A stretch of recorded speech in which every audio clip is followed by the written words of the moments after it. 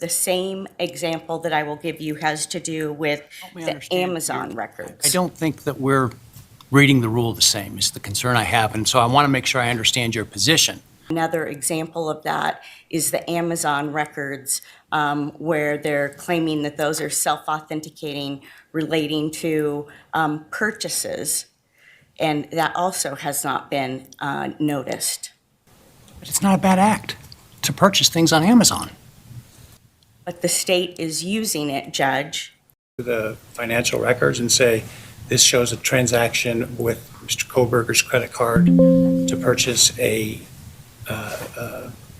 Amazon gift card, and that this Amazon gift card was used to purchase a knife. If he can say all of those things, I think that his ability to talk about receiving a bank record and looking at it and saw a purchase history, I think that's fine. But to provide an opinion about what that means, that's not disclosed. And see through you, see your true colors.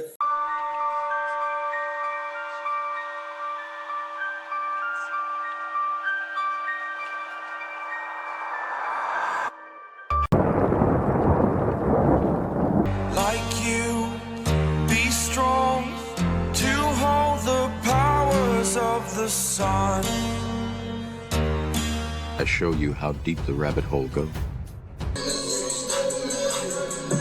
Listen to Pavarotti. Can I be your superhero? Hello, welcome to The Revealing. I am your host, Pavarotti, and I'm here to discuss the Idaho 4 case. And, you know, in this endless case with mountains of BS, we have been sifting through it for a long time, trying to determine what's BS and what's not. And what's interesting is for a long time, we have gone through the perceived list of evidence against Brian Kohlberger. And as the case came to a conclusion and things started to come out, such as unsealed court documents, police reports, and even interviews with investigators and prosecutors in the case, it almost became a thing where we were like almost hoping that, you know, they had something against the guy that they put in prison for the rest of his life. I mean, even looking for stuff. All right, is there anything that you can show us that says that we were all wrong and y'all were right all along? And there's been nothing, absolutely nothing. In fact, it's been completely the opposite. Completely the opposite. All the information that's come out has not only not confirmed that they have the right man in prison, it has absolutely negated everything that we even thought that they had up to this point. And we continue to go through because there's a couple of things that they used as major evidence in the perception of this case to shift the public's opinion, even people that were on the side of innocent until proven guilty. It even swayed them. There was a couple of things that they let the cat out of the bag on that made them go, well, you know what? That's the final straw for me.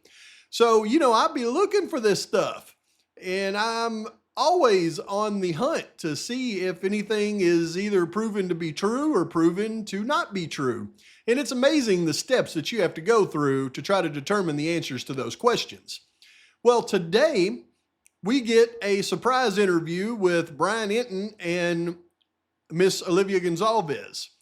And according to this interview, Olivia actually went down and sat down with the prosecutor, Bill Thompson, and a couple of investigators in the case for an hour session in a boardroom and had the ability to ask them questions so that she could get answers for herself about things that she had questioned in this case.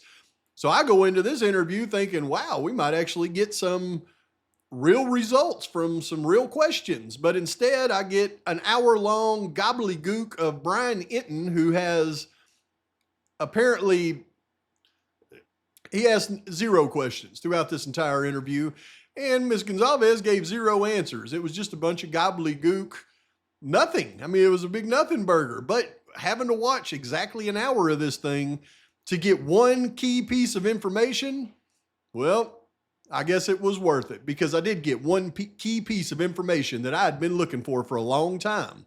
and I'm gonna assume that she is correct on this piece of information and verify my thoughts, and then I'm gonna show you how they never had Brian Koberger purchasing a Kbar knife off Amazon. Are you ready?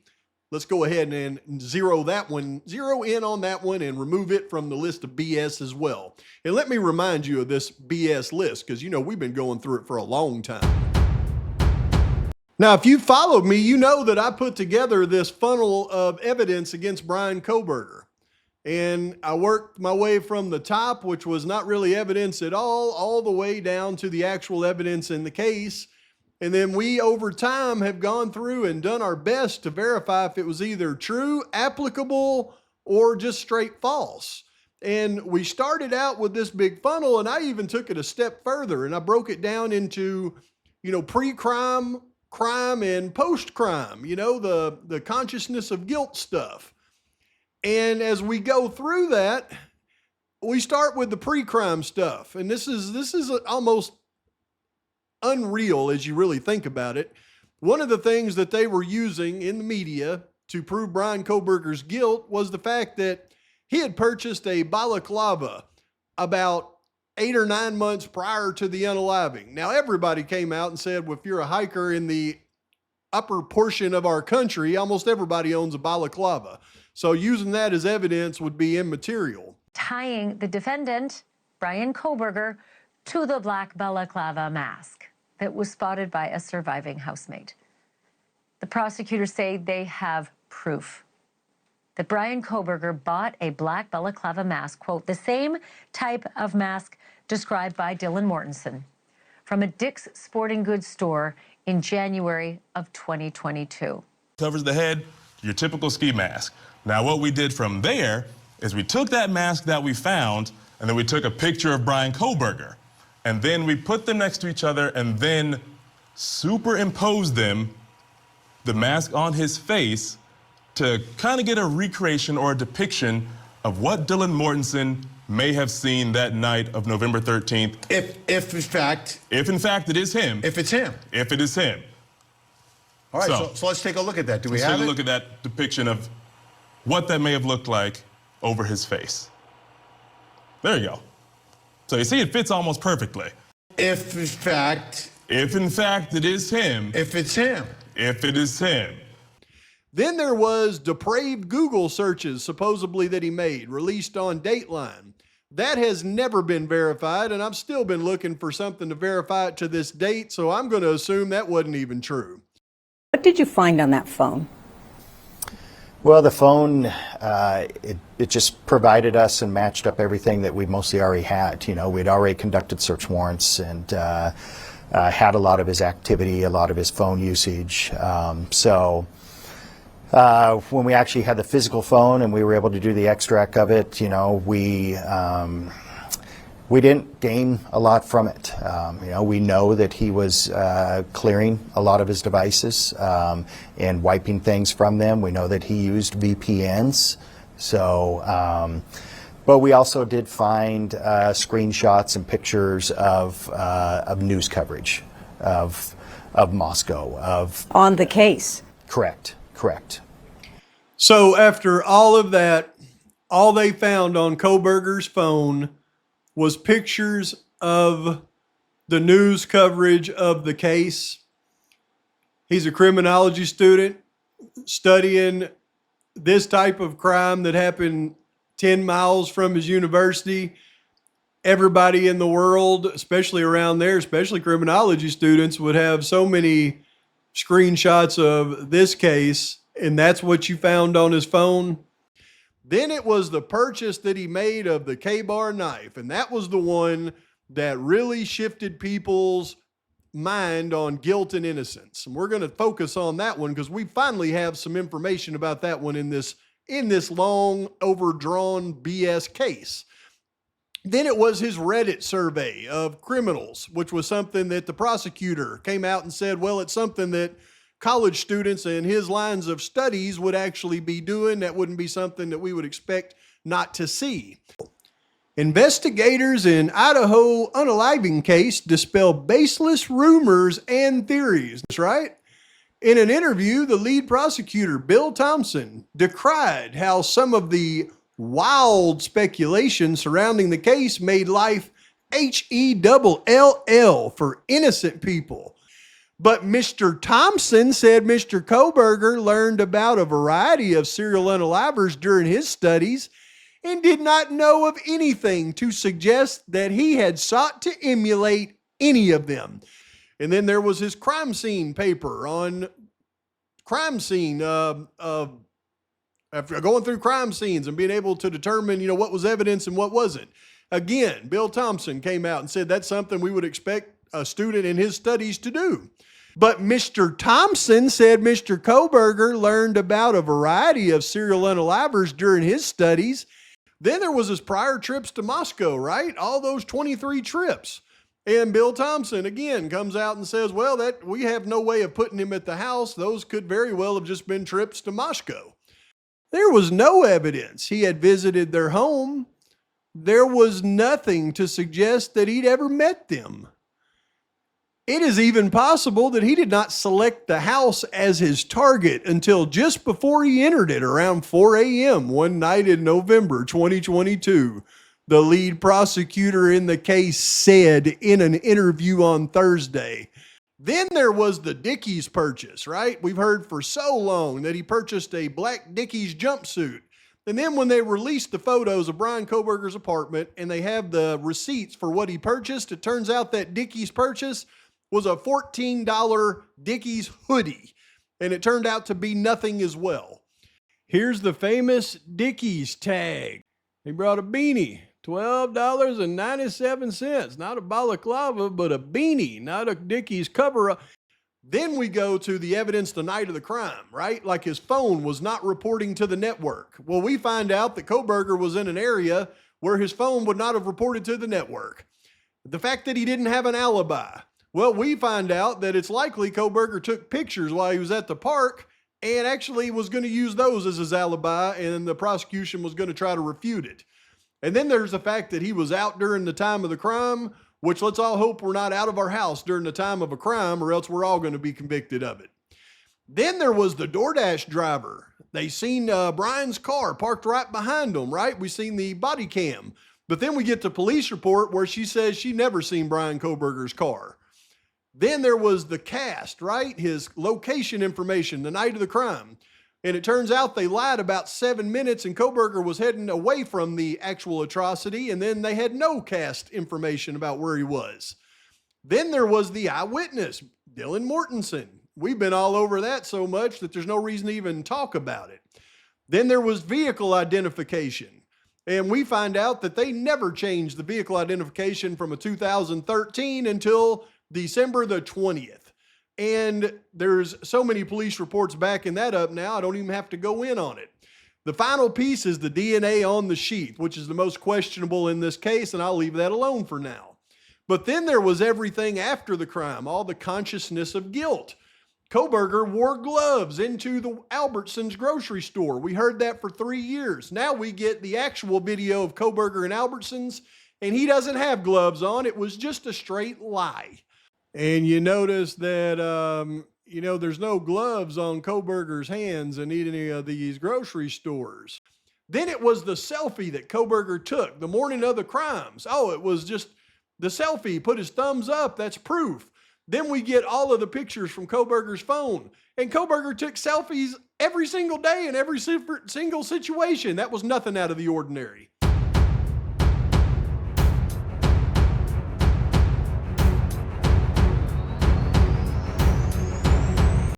Then it was his trip back to Moscow the next morning. We actually see Koberger's car on video at the Sunset Mart. And we know that he went to the ATM. He never went back to the crime scene, and there's no evidence of that. It was a lie. Then it was the erased searches on Amazon. They've never been able to prove that. Then there was the Amazon click history where they say he searched for a second knife. That's in contention.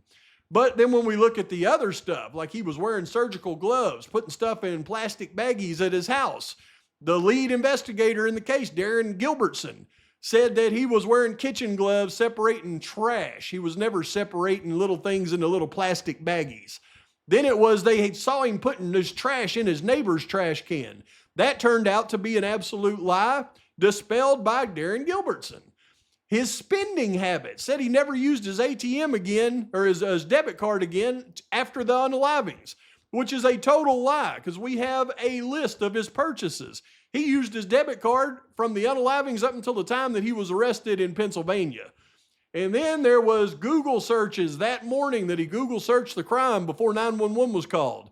That turned out to be a verified lie. He Google searched the crime after everything hit the news. So when you look at all the things they said they had, there was only a couple of things left that's left to be verified. The DNA on the sheath, which we've looked at chain of custody, and it makes it very suspect. Never seen anything about his erased Amazon searches or the fact that he did the Amazon click stuff. And then there's the last one, which is his Kbar purchase, that he went online and purchased a Kbar. Now we finally have information that proves the state could have never proven that. Kohberger never purchased that Kbar with his Amazon account. And I'm going to show you other information that negates everything about that in this case. In the earlier filings, prosecutors brought up this. Yeah, this is Kohberger's purchase of a Kbar knife, which has never been found, and a knife sheath. That one matched the one found near 2 of the victims' bodies, and Kohberger's DNA, the state says, is on that knife sheath. But the defense now claims that his Amazon purchase and his browsing history that showed he bought a Kbar knife and bought a knife sharpener and bought a sheath, a Kbar sheath, well, the defense says that browsing history should be inadmissible because at the time he was living with his family and other users could have been doing the typing, the searching, and the buying. They also say the knife and the sheath may have been part of a larger purchase with like camping supplies, including a tire inflator, a backpack, and bear spray. That is some good defense work right there. Now, is it good defense work right there, or is it simply the truth that you have to really pay close attention to everything that comes out in this case, even months after it's supposedly over, to be able to determine truth from fiction? Well, it turns out that now with an interview that Brian Itten has done with Olivia Goncalves, we start to get a little bit closer to the truth of the matter on the Amazon purchases and why it was even in contention. Did they not just have a receipt for Brian Kohberger purchasing the Kbar knife off Amazon? Well, when you listen to what Olivia Goncalves says that the prosecutors and detectives told her in a private interview about things in this case, well, then we get a little bit closer to finding the truth.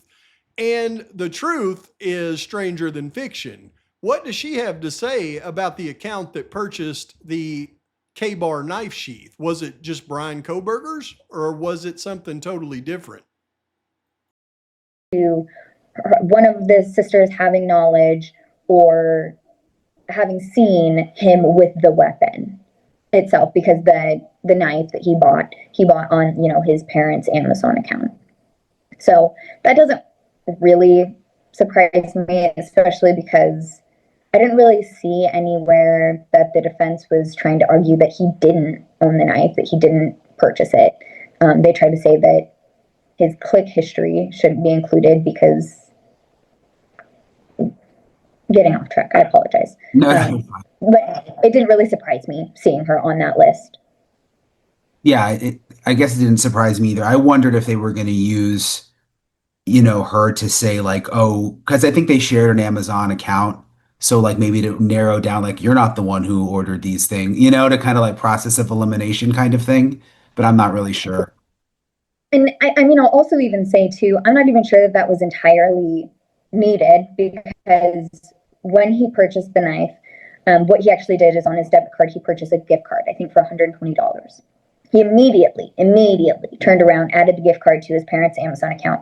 He bought the Kbar knife with the sheath, the sharpener, and a bunch of vegan supplements.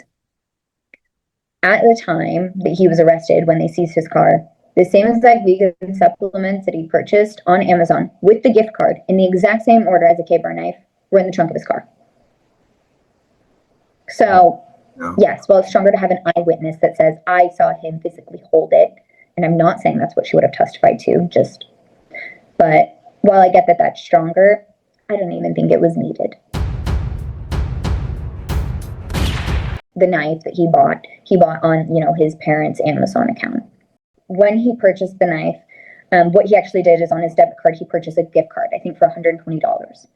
He immediately turned around, added the gift card to his parents' Amazon account. He bought the Kbar knife with the sheath, the sharpener, and a bunch of vegan supplements. Houston, we have a problem. And, we suspected this problem for a long time, but until now, we've never been able to zero in on some truth. Thank you, Ms. Goncalves. So, it was not a shared family account in the Kohberger household that this supposed Kbar knife was purchased from. It was Kohberger's parents' account. So it was not Kohberger's account that purchased this Kbar knife. But some other clues were alluded to right there. She said that Kohberger had gone out with his debit card and purchased a $120 gift card that he immediately uploaded to his parents' account and then purchased the Kbar. But she also mentioned in that purchase that she purchased the Kbar. He purchased vitamin supplements in that same purchase. And here's where things get tricky, because the defense claimed that a lot of other things were purchased, like bear spray, like tire inflators and other objects. And it was all purchased because of a trip that somebody had planned. Now that we know that that wasn't a shared family account, it was Brian Kohberger's parents' account, and all these things were purchased at the same time. And Olivia just informed us it was a $120 gift card that supposedly made all these purchases. Now we can compile some of these purchases that we know they were going to try to stick Kohberger with because of police reports, and we can add it up. And did all these purchases add up to $120, or was it significantly more, which totally destroys that entire argument? I contend it was a lot more than $120, which makes that argument go up in smoke. Let's take a look. Now, you know me, I have a flair for the dramatic, so I've been waiting for this moment right here to pop out this police report from the Moscow PD, right? Number 206, Brett Payne, June 8, 2023. Amazon returned items in Kohberger's vehicle, number 157. So when we look at this, it says on Thursday, June 8, 2023, I accessed Kohberger's white Hyundai Elantra in order to photograph items in the trunk compartment. The items were identified as being ordered via Amazon by the same account Kohberger used to purchase the Kbar knife with the sheath. Now, it never said Kohberger's account, and I always thought that was strange when it said the same account. Now we know from Olivia Goncalves it wasn't Kohberger's account at all. It was his parents' account. Verified. Bam. And I was able to identify 3 items from the trunk compartment, which I could positively identify as the same items ordered from Amazon per the return obtained via subpoena in this case. Well, we obviously know because it's not listed in his report here, but the first item they say he purchased was a Kbar USMC knife with sheath from Amazon. Now, let's assume that he purchased everything on sale because it's on sale right now for $104 for the knife and sheath. We'll just assume that he got good deals on this stuff. There's $104. Now, there's also the Kbar sharpener that he purchased. Let's assume he got a good deal on it because you can see it's on sale for 16% off, but there's another $20.98. So we're at the $120 mark of that Amazon gift card. So what about everything else? The first item was a bottle of supplements named Amandine Vitamin D3K2 Vegan on the Amazon return. The bottle was in the trunk compartment and was contained in a small plastic bag. The bottle's label read Amandine Vegan D3K2 Dietary Supplements. There must have been a cost with those dietary supplements, I imagine. I wonder how much it was. Well, let's assume once again he got a deal on it, right?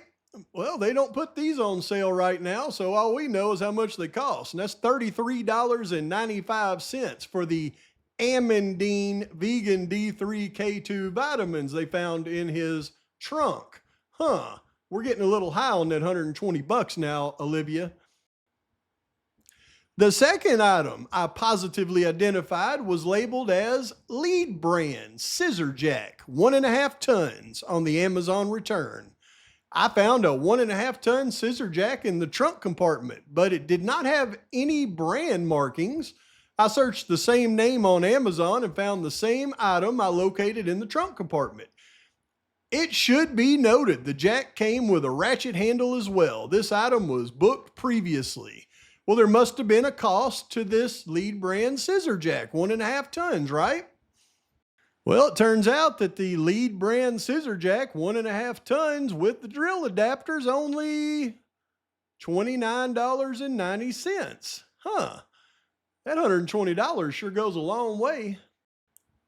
The third item I located was labeled Cartman Warning Triangle, DOT approved, on the Amazon return. I located a red rectangular plastic box with warning triangles inside. On the side of the box was a sticker which read Cartman on the top of the sticker, and Cartman Warning Triangle DOT approved 3-pack new on the bottom of the sticker. Huh. I photographed these items and attached the photos to this case electronically. Well, there must have been a cost to this Cartman Warning Triangle DOT approved 3-pack, right? Well, yep, turns out even on sale, it's $22.49. So we've got a lot of purchases adding up here. I wonder if it's over $120. Not to mention the defense's reply to the state's objection in their motion in limine to limit the Amazon purchases. We see this statement. For example, the state ignores that the Amazon records reflect a household of users on the Amazon account at issue and a long list of items purchased over a period of several months for a road trip or hiking, to include a roadside repair kit, a tire inflator, a backpack, and bear spray. We haven't even included any of these purchases in that $120. Now, I don't know about y'all, but I don't need an FBI forensic accountant like Michael Douglas and Amazon data, but I can add this stuff up right now, and it certainly doesn't equal $120.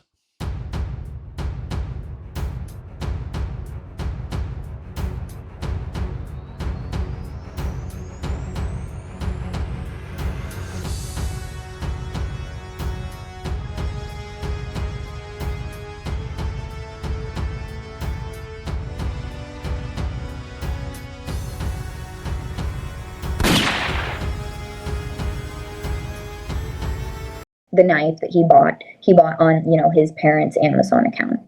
When he purchased the knife, what he actually did is on his debit card, he purchased a gift card, I think for $120. He immediately turned around, added the gift card to his parents' Amazon account. He bought the Kbar knife with the sheath, the sharpener, and a bunch of vegan supplements. Thank you, Olivia. You've finally given us just enough information to dispel the biggest rumor in the case, which was Kohberger purchased a Kbar knife sheath with his $120 gift card. No, he probably bought his parents a $120 gift card, and they put it on their Amazon, and then their parents' Amazon account apparently purchased a whole bunch of stuff. But you can't tie it to Brian Kohberger, just like you can't tie any of this other evidence to Brian Kohberger that we were lied to about in this case. One more nail in the guilty coffin. Thank you. Heck, I wouldn't be surprised at this point if we don't see all of them get together, prosecution, law enforcement, families, and say, we're not really exactly sure why we forced this guy into this bogus plea deal, but with mainstream morons and their minions and all of us together, we made up enough crap to where anybody would have pled guilty. I can see it coming.